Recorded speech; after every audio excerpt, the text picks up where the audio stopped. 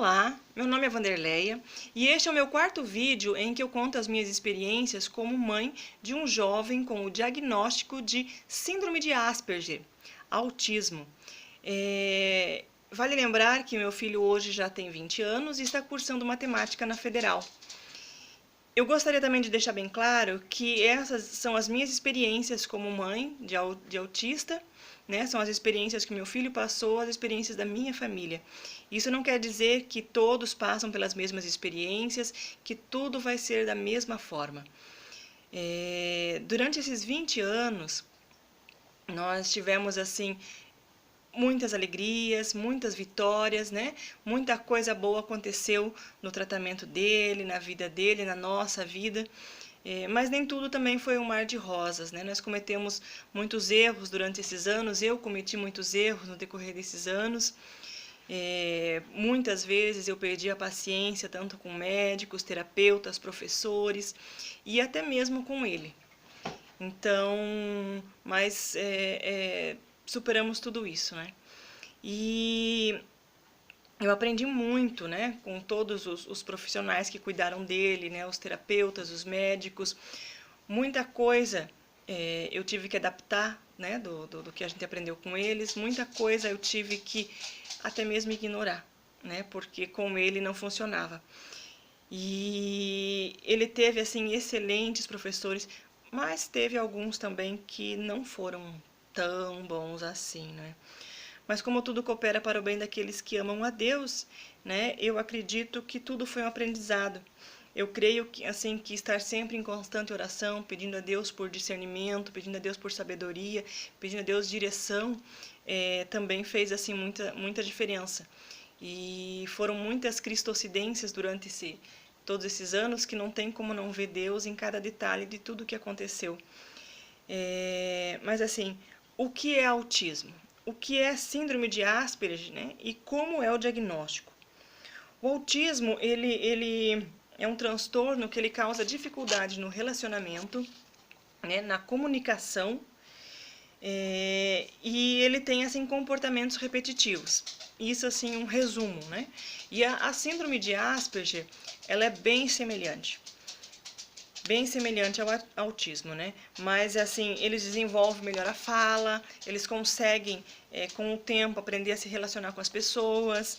E ele é um autismo assim com um grau mais baixo, né?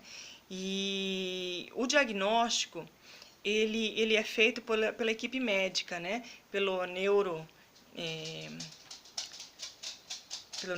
feito pelo psiquiatra, né?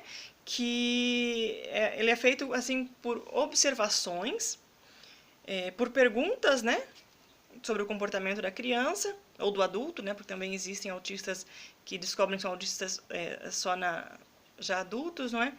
Mas é feito através de perguntas e observação.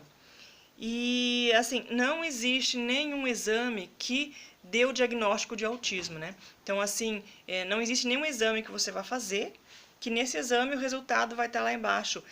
Autista, síndrome de Asperger. Não existe um exame como esse. Ainda, pelo menos, não é? Não é como um exame, por exemplo, a minha filha mais nova, ela tem miopia. Então, ela fez um exame e descobriu-se que ela tinha miopia. Então, o autismo, a síndrome de Asperger, não existe esse exame, nenhum exame. Mas quando você consulta, os médicos, eles pedem os exames, pedem vários exames, principalmente assim, para descartar outras possibilidades. Porque às vezes o autismo vem associado com outras síndromes ou até mesmo com outras doenças, uma coisa desencadeia a outra. No meu caso, foi pedido 3 exames. O exame de sangue, o exame de audiometria, né, de audição, e o eletroencefalograma, né? E assim, primeiro fizemos o exame de sangue. Foi bem complicado, porque em 2 nós não conseguimos segurar ele para ele fazer o exame. Bom, na verdade nós conseguimos segurar, né? Ele fez o exame. Então, em 2 a gente quase não conseguiu. Ele fez o exame. O exame não deu nada. Deu perfeito, ele não tinha nada. O segundo exame que nós fomos fazer foi o de audiometria, porque como ele não respondia quando a gente falava, ele não olhava em direção à fala, né? podia ter problema de audição. Então, fomos fazer a audiometria, ele tinha que colocar o fone no ouvido e não teve jeito. Esse exame foi muito complicado, não teve o que fazer. Nós pagamos esse exame particular, porque não tinha no convênio, também não tinha pelo SUS. Então, na época, né? Na época, porque isso já fazem quase 20 anos. E colocar o fone de ouvido nele sem chance, entrar na salinha para fazer o exame sem chance. Mas uma coisa ficou certa, ele ouvia muito bem. Depois disso, então, vamos fazer o eletroencefalograma. Para fazer esse exame, o médico, ele indicou para a gente, né, disse para a gente fazer a seguinte coisa, não deixar ele dormir na noite anterior e marcar o exame para cedinho. Então, nós marcamos o exame para as 8 horas da manhã, e na noite anterior ao exame, eu, meu marido e minha irmã nos revezamos com ele, com brincadeiras, jogos, videogames, né? Para manter ele acordado. Então ele ficou a noite inteira acordada e nós nos revezamos. E no dia seguinte, então, quando chegou na hora do exame, ele apagou, né? Ele fez o exame inteiro dormindo, sem problema nenhum.